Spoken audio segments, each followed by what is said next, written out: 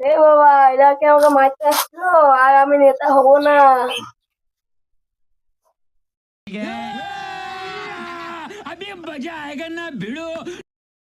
আমাদের কাছে বড় খবর চলেছে, রাহুল গান্ধী 10,000 ভোটে বিপুল ভোটে জিতে গেছে।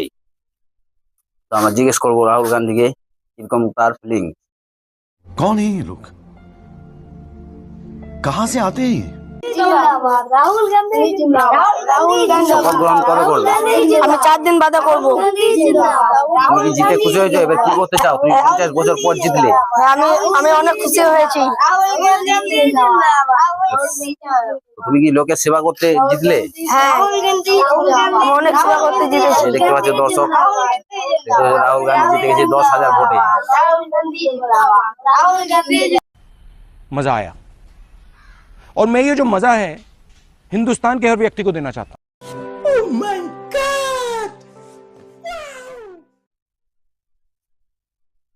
এই দেশটা তো পাকিস্তানে রয়েছে। হ্যাঁ, कौन है ये लोग? कहां से आते हैं ये? ভোটার কার্ডটা বাংলাদেশের। হ্যাঁ, ভোটার কার্ডটা বাংলাদেশের। ये भगवान क्या जुल्म है? বাংলাদেশে এখানে নেতা হতে এসেছে।